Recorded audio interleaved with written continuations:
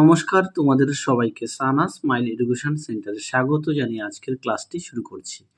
আজকে তোমাদের সঙ্গে আলোচনা করব তোমরা যারা ষষ্ঠ শ্রেণীর প্রথম পর্যায়ক্রমিক মূল্যায়ন পরীক্ষা দেবে 2026 সালে, তোমাদের জন্য রায় ও মার্টিন প্রশ্ন বিচিত্র থেকে আজকের সমাধান করব ষষ্ঠ শ্রেণীর ইতিহাস বিষয় মডেল নম্বর 1,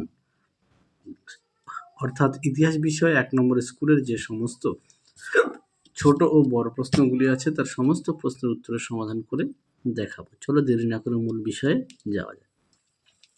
তার আগে দেখবো তোমাদের সিলেবাসটি কোন কোন অধ্যায় থেকে ফার্স্ট ইউনিট টেস্ট পরীক্ষায় থাকবে।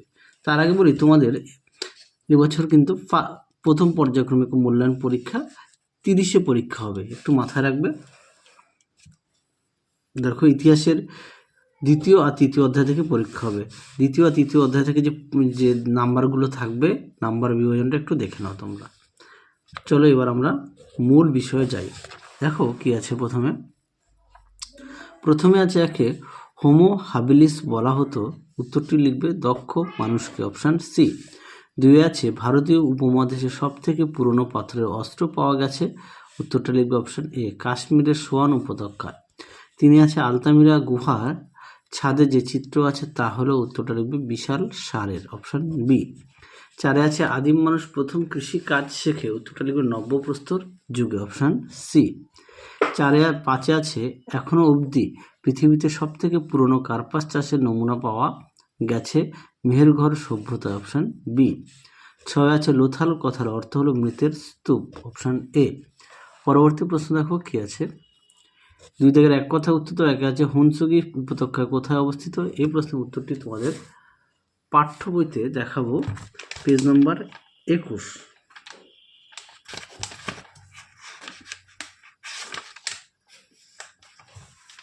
উত্তরটি দেখো, এখান থেকে লিখবে কর্ণাটকের গুলবর্গা জেলার উত্তর পশ্চিমে হুনসুগি উপত্যকা ইসামপুর গ্রামে অবস্থিত। এই পর্যন্ত লিখবে, এখান থেকে এই পর্যন্ত, পাঠ্য বইয়ের পেজ নম্বর 21। পরে দেখো প্রধানত কিসের আকার থেকে আদিম মানুষের নানান রকম ভাগ করা হয়, উত্তরটা লিখবে মস্তিষ্কের আকার থেকে। 3 দেখো হরপ্পা সভ্যতার কোন কেন্দ্রে কোনো সিটাডেল ছিল না, উত্তরটা লিখবে চান হুদারোতে। 5 দেখো মেসোপটেমিয়া হরপ্পা সভ্যতার কটি সিলমোহর পাওয়া গেছে, উত্তরটা লিখবে 23টি। পরবর্তী প্রশ্ন দেখো, পরবর্তী 3 দাগ যার প্রশ্নের মান হচ্ছে 2। একে আছে এপ কাদের বলা হতো, দেখো প্রশ্নের উত্তর, এপ কাদের বলা হতো। দেখো প্রশ্নের উত্তরটি এপ কাদের বলা হতো, তোমরা উত্তরটি ঠিক এখান থেকে এই পর্যন্ত লিখবে, এপ কাদের বলা হতো, যার পাঠ্য বইয়ের পেজ নম্বর হচ্ছে, তোমরা দেখে নাও পাঠ্য বইয়ের এখান থেকে এই পর্যন্ত। দেখো দ্বিতীয় অধ্যায়ের পরের পেজে। পরবর্তী দেখো সিটাডেল কি, দেখো প্রশ্নের উত্তর, সিটাডেল কি দেখে নাও, সিটাডেল কি এখান থেকে এই পর্যন্ত লিখবে। আর এখন যেটা একটু শর্ট কোশ্চেন একটা ছিল, দেখো চান হুদারোতে কোনো সিটাডেল ছিল না, তাহলে সিটাডেল কি এখান থেকে এই পর্যন্ত লিখবে।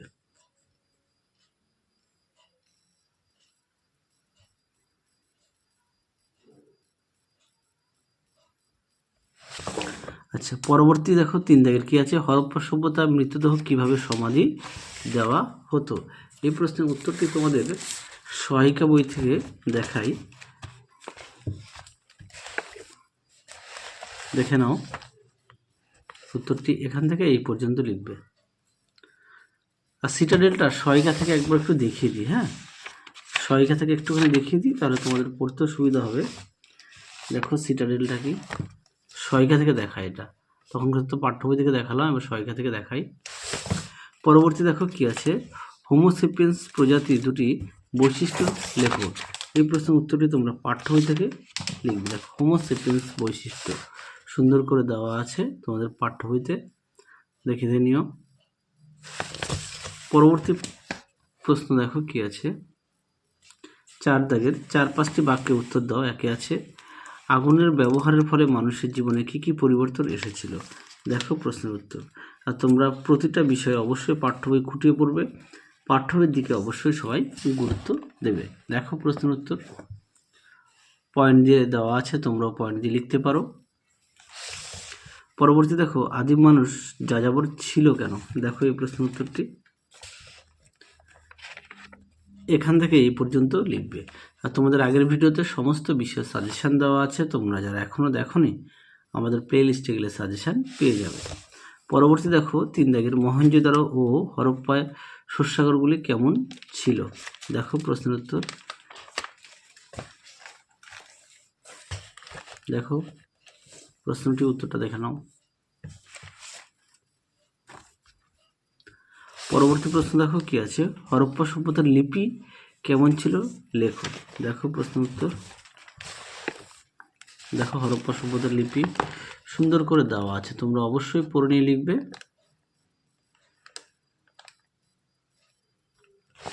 চলো পরবর্তী প্রশ্ন দেখো। পরবর্তী প্রশ্ন আমরা দেখব 5 দাগের, যার প্রশ্নের মান হচ্ছে 5। একে আছে, নতুন পাত্র যুগে মানুষ কিভাবে কৃষিকাজ শেখে? দেখো প্রশ্নের উত্তর, দেখো কৃষিকাজ কিভাবে শেখে, এখান থেকে এই পর্যন্ত উত্তরটি লিখবে। পরবর্তী দেখো কি আছে, কৃষিকাজ শেখার ফলে মানুষের কি সুবিধা হয়? দেখো প্রশ্নের উত্তর,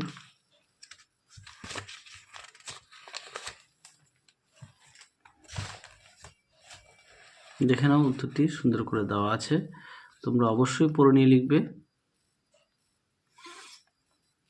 কৃষিটা দেখে নাও, জীবিকাটা দেখে নিও, তোমরা কৃষিটা এখান থেকে এই পর্যন্ত লিখবে। হ্যাঁ, পরবর্তী দেখো কি আছে, 2 দাগের, হরপ্পা সভ্যতা কিভাবে ধ্বংস হয়েছিল? দেখো প্রশ্নের উত্তর, দেখো হরপ্পা সভ্যতার অবনতির কারণ, অবনতি বা ধ্বংস একই, তোমরা উত্তরটি এখান থেকে লিখবে, ঠিক এই পর্যন্ত লিখবে।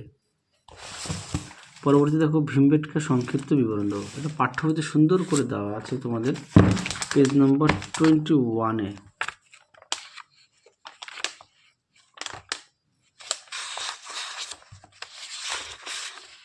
দেখো ভীমবেটকা সুন্দর করে দেওয়া আছে, এখান থেকে এই পর্যন্ত উত্তরটা লিখবে, পেজ নম্বর হচ্ছে 21।